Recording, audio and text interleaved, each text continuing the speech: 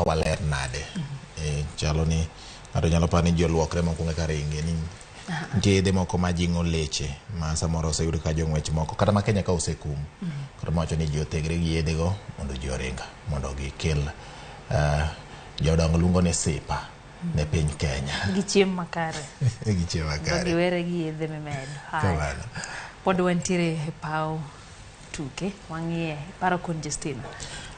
Jadhong' mang'ula e kinde mokalo. Conjestina Chieng' koro wacho ni oikore mar dhi nyime koda tugono. Chieng' mane sulwe mare orieny e paw tuke ne oyudo ng'ikruok ma opogore. Gino mane omiyo oweyo tugo kendo gimane obedo e kinda kuru gasum. Joja oko noyudo thuolo mar goyo mbaka gi Conjestina e boma ma Mombasa kendo miwa ripodni e yo machal kod ma.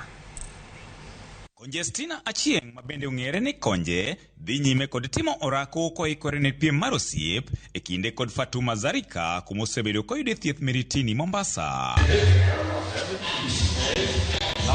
Piem mane otimore e giko juma mokalo.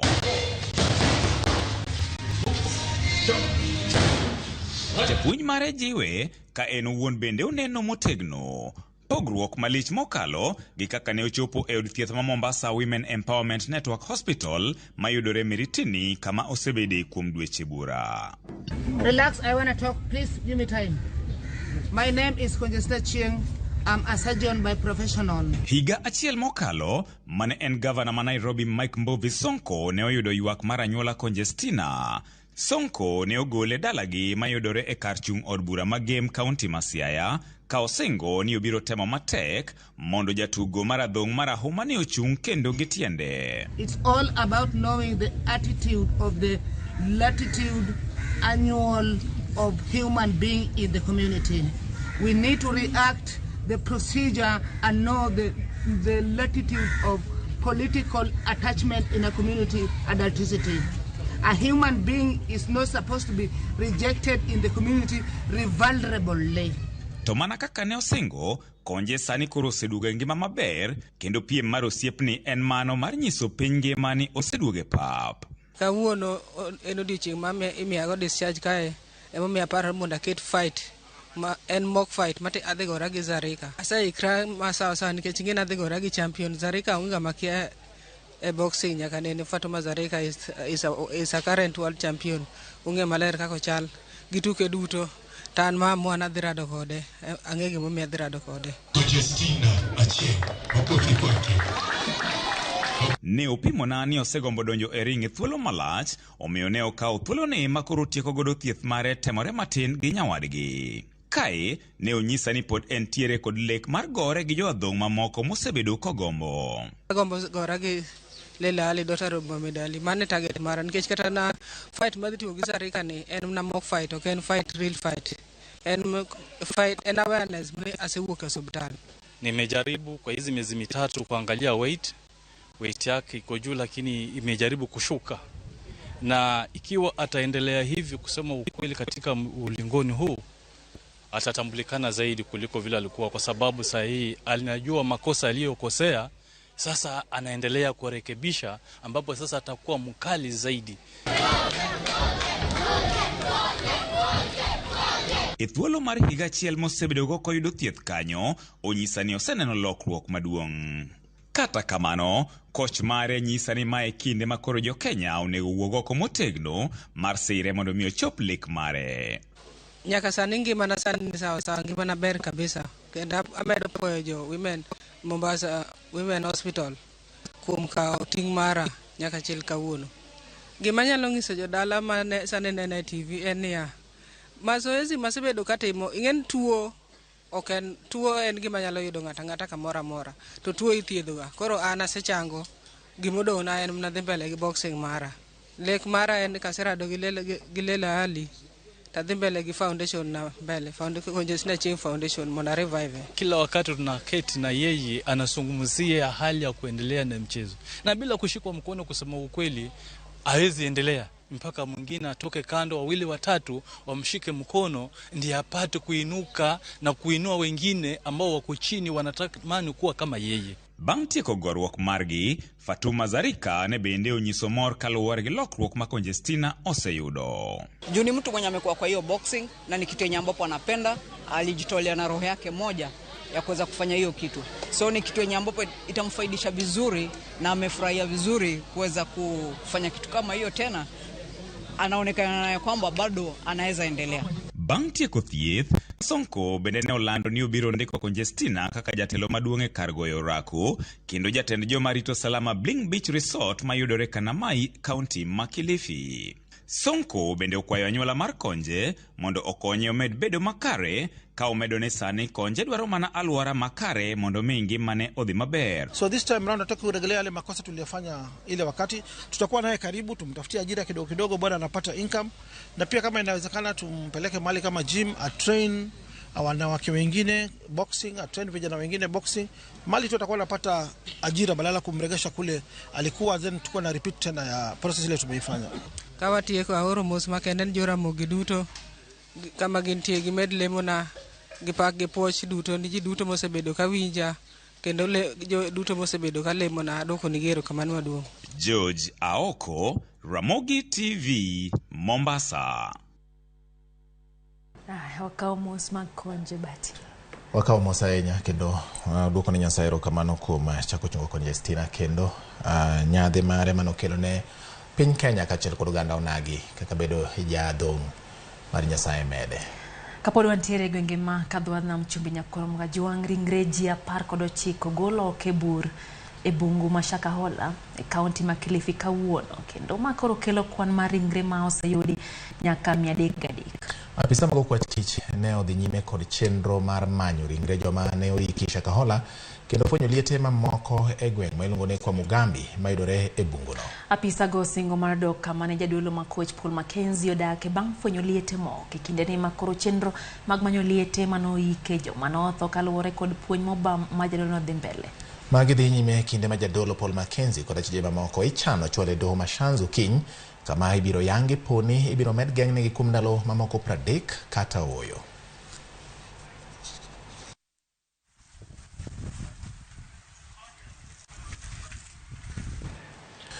Podwane weche motenore kod dolo e pacho ka. Jadolo Joseph Chenge mar Jerusalem Moara Church e kaunti ma Homa Bay owacho ni en gi yote 3 manyien ma wacho ni roho ochike mondo mi ochwal ne jotelo maturka. Chenge koro wacho ni en gi ote moyiedhi ma Nyasaye ore mondo mi oter ne jatend piny Kenya William Ruto gi ogae mar Azimio la Umoja One Kenya Alliance Raila Amolo Odinga mondo mi gibed piny ji ariyo gilos weche masani chende pacho ka. Jadolo Chenge ne omaki dwe mokalo ma otere doho mambita kaachiel kod jotend kanisa neno mamoko 6. Kata kamano doho owe thuolo tok yudo ni gionge kod ketho moro amora manyalo miyo giduok penjo e nyim doho. Kendo nagolo wach kaka Jehova Nyasaye ne dwaro.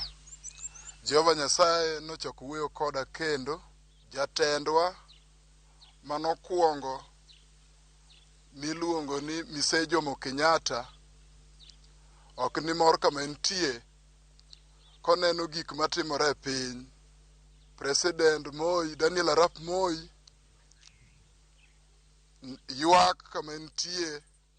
Nyasaye dwaro ni jatend piny Dr. William Samoei Ruto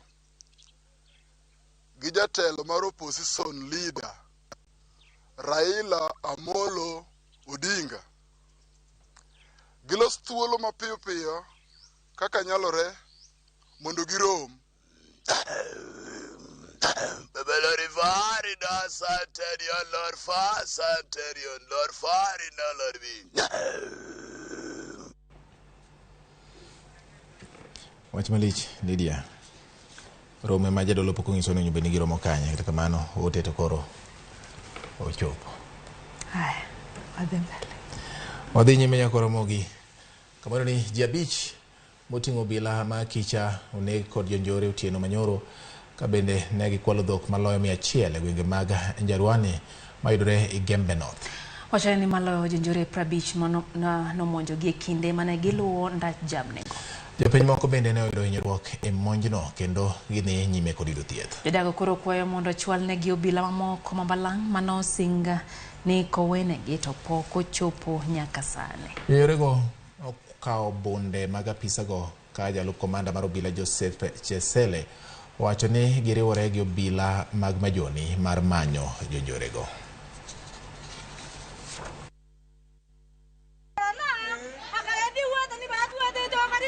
Walikuja na ng'ombe wakiimba 20 wakiwa pande hii 20 pande hii 10 pande hii, so in total walikuwa 50 na ng'ombe zote zilikuwa 400 na ndio hapo walianza kutushambulia, ndio wakaua watatu wetu na wakanjeruhi mmoja. Kwani sisi si watu wa Kenya? Hakuna serikali inaweza tuangalia. Siku ile nyingine bwana Kideke tulikuwa naye huko wakati MCA alikuwa aliuawa. Alituambia before the end of the month atatupatia KPR 200. What we are interested in is KPR. Watu wetu wapewe bunduki, tuende tulete hizo ng'ombe. Hata hatutaki polisi waende huko, tutaenda kuleta kwa sababu ni sisi tunasikia uchungu. Leo asubuhi tukafuatana nao tukielekea njia ya Samburu kuelekea direction ya Isiolo Samburu. Kufika pale saa 12 contact kukutana nao, walikuwa watu kama 40 na wengine walikuwa nyuma, ng'ombe zilikuwa ziko mbele. So tukaanza kushambuliana nao, ndipo kapiga vijana yangu wa NPR 2 na mwananchi mmoja. Tutasimamia bills zote kwa wale ambao wako katika hospitali zetu, na tunataka kusema pole zetu kwa familia zote ambazo zimepoteza watu wao. Tumepoteza watu 5 kutoka jana mpaka asubuhi.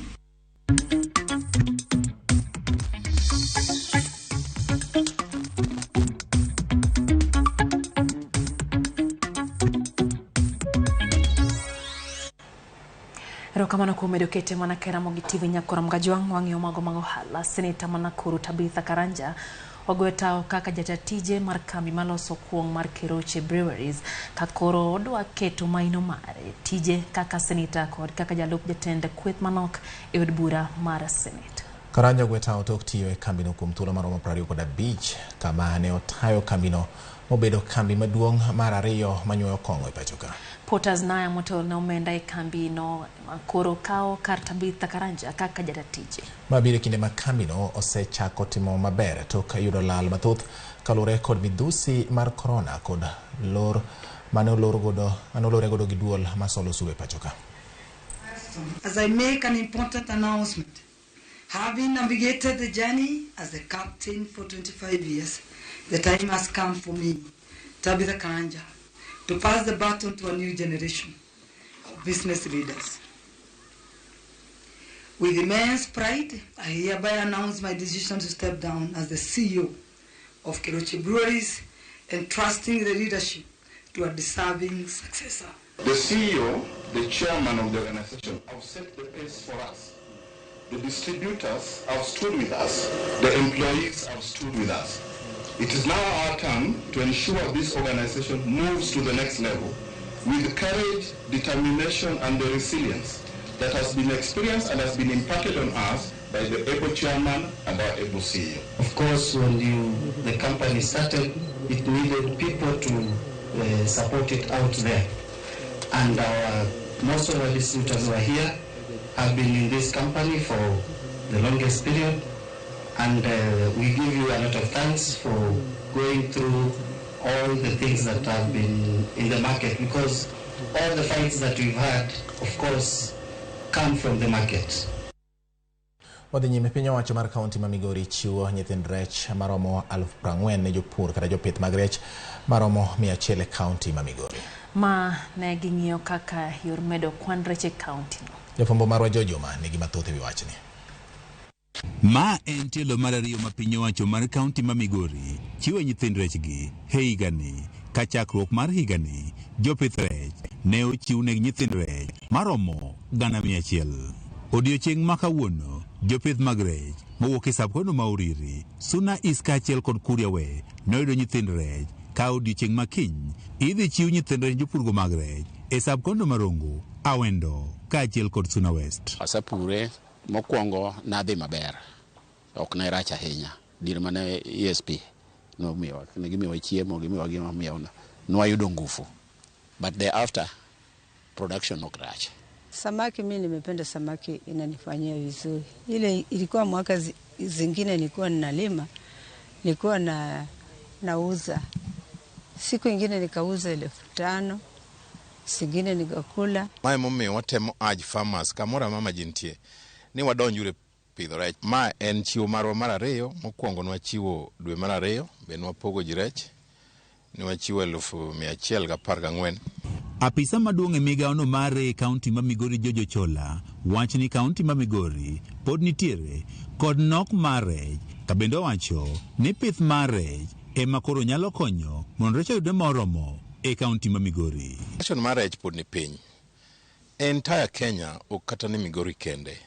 Mae mamiyo opportunity mar pidho rech pod nitie malach kabisa. Tentatively I will tell you per month we turn like nam 150 around 59 tons per month. Kata bed ni giseneno ber mar pith mar rech, jopith rech e kaunti ma Migori ywak ne gisekalo e midhiero mathoth ma oting'o onge mar chiro malong'o kaachiel kod nengo mamalo mag chiemb rech. Rech ni oromo ndalo, to mondo bio sachiwo report, koro ini chalo mana ng'at ma koro hombo ji. To rech ni to nitie gine. Kanye man wawinje matek. Korka side of counties nuonge kodgi problem. Waonge kodgi problem, gisabedo ka gitiyo kodwa maber, ma gimiyo waga gine moko, puonj moko ma monego wang'e. To gimane kendo chendo en feeding. Feeding ka eri osachando ji nikech jomoko miyo chiemo morem. Rech ok ibi kwamo ga sach. Koro mondo mi kik japur kwam gi rech no chiwo mana nengo moro man kamar kamano. Market no ema koro critical, but chich rech to pod nitie.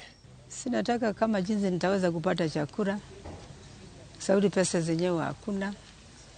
Tend kaunti ma Migori wach ni bende gintiere kod chenro mar jiwo pith mar rech e nam lolwe ma idendo kaka cage fishing mondo jolupo koro kik ket mana geno margi e lupo. George Juma, Ramogi TV, Migori.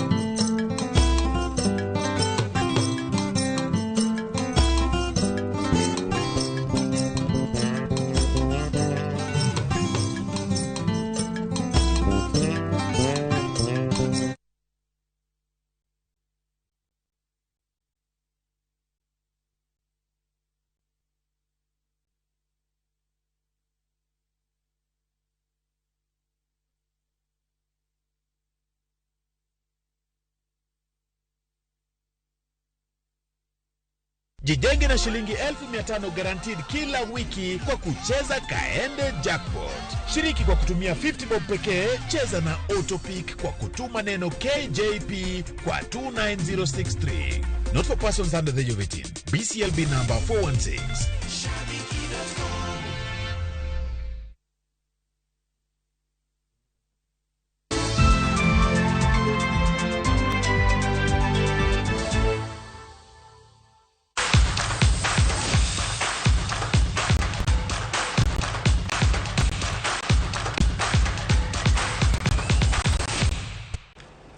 Machiegni wadonjo weche mag tuke kama Susan Mudhoni ma en jauso mar cham e boma ma Meru obedo jaloch mar omenda maromo siling 500,000 kokalo go punde kambi mar shabiki.com.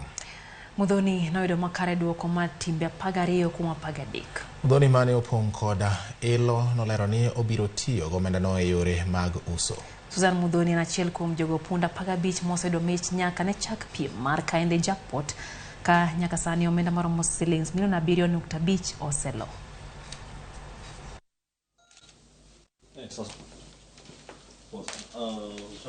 Mimi na Susan Kaende Songa karibu. Hapo tuingie ndani ya pesa. Kabisa. Ndio hiyo. Au sio? Nakwambia bogi icheze tu. Hii shabiki niliona kwa TV hii mchezo, nikasema hata mimi nitacheza nione kama nitashinda. Nikacheza na Mungu akanibariki nikashinda. Nimefurahi sana. Kazi yangu mimi nafanyanga ya serious na nilikuwa nimeajiriwa, sasa nitafungua stall yangu. I thank God. Najua saa hii hata saa hii siamini. Mmejionea, hakuna kuambiwa na mtu. Susan amejishindia 500,000 kutoka shabiki kaende jackpot. Susan ndio mshindi wetu wa 15. So far we have given 15 people 500,000. You could be next. Imagine kwenye hii jackpot ya kaende ni guaranteed. Lazima kila wiki tupatie mtu. Na sio lazima upate game zote 13. Bora wewe ndio umepata the highest correct prediction, unapata 500,000. Unacheza aje? It's very simple. Chukua simu yako, SMS KJP, utume kwa 29063.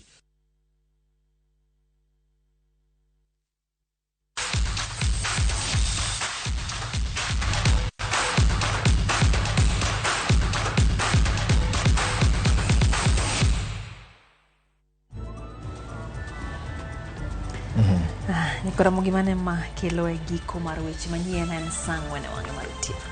Mane gi chakruok bedo gi giko. Kata kamano kapok wadhi nyaka Ramogi, we walidhe alidha mana mapiyo piyo mwanyalo kuom moko kuom jok ma oro note mama Plista aete mano nyairo kantiere yo machianda kocha. Wacho ni Ramogi TV kata biro ni en kod del malet mosainya chang mapiyo. Lucy LC kod Virginia Sauke kod Josephat Marangala bende neno chenro Marangala ka bende gintiere uyo machianda kanyo. Nokoleta Ngare Adika ka intiere Gwasi Sokoni kaunti ma Homa Bay mano kanyo waigi Morina Hando kata Morina Ringo ka omos kaitoba kanyo bati no bende Pastor Hamri Kayando kantiere kaunti ma Homa Bay wacho ni intiere kodwa e chendo ni en bende. Jarosoja wacho ni neno wakedo poch gi pak ne Congestina ayeni Nyasaye nyalo kendo onge gimata me kata kamano kwayo fans kada joera magor ma kugalo ni gidhi pong Kasarani tarik 21 kama gidhi lari okombe nikech kae kama kore dhi ng'are to kombe dhine Tusker koso kombe dhine Gor Mahia. Obro nyiso kaka tugo dhi kono kaito binano ka ntiere jowa mane nitiere e YouTube kacha bati daka mana noka gi maya wanga matena nyane na maintiere go kanyo kapok watimo. Maxwell Manyakwaro duol neno makara ahinya gin gi baba ne kod mama ne gi nyithindi gi duto tero kamano chenro moro gi ahinya kalure gi weche manyien. Amoso ni Oimore to budget ni dobedie gi pesa mar jodongo mane luongo ni Martina Boge owora ahinya to dak winjo ka Lydia nyise kaka budget opoge jo nitie kumodonje mega mar jodongo nitie kama pes jodongo dhi donje kanyo bati okapar ka pes jodongo nyabedo ni onge nitie kumonyalo donje kanyo pare nitie riwruoge moko.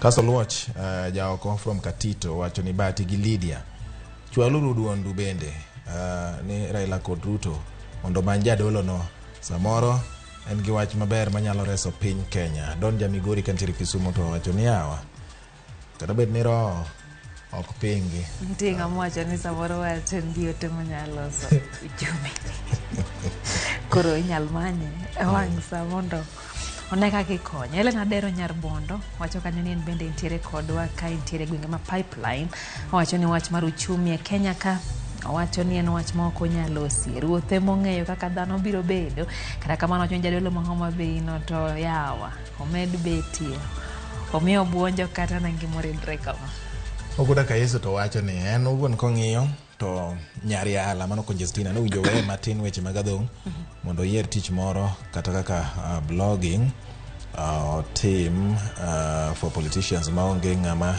rodho wiye pod aluor ni samoro kopono dok e gine mapiyo to nyalo chako chano ngimane. Bishop David Bae wacho ni ntiere kodwa ka ntiere seme kor wenje okete mana kaka rakma wacho ni budget ema dhi hinyo jopiny. Budget mowacho wachni anawacho ni ema dhi hinyo jopiny. Benta Charles wacho ni pako dhine gi Kipyegon kachiel kod Congestina Nyasaye ema koro omed to gi jak mar Kamata wacho ni embe ntiere kodwa gi jaode kata kamano gi ywak mane ngima bende koro medo redore pacho kabati. Hono mar Nyasaye opogore gi mar dhano. Conjestina kwayo ni hayo maber ahinya Mulia yako kanitiere gwenge mag Kaugege Mbita.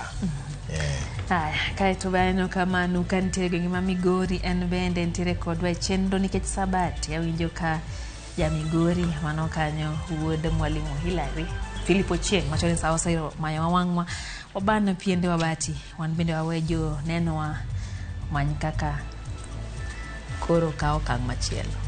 Wada wano kachukwatu wa nyingine kora tuwane maini iwuni yero inatu wa mane director mwa bende umusono Oimore Jaki Nyarmodi wacho nitenjier maro kombe mano koro watige gikanyo Lydia kora kone nikech nikora mga kagiyewa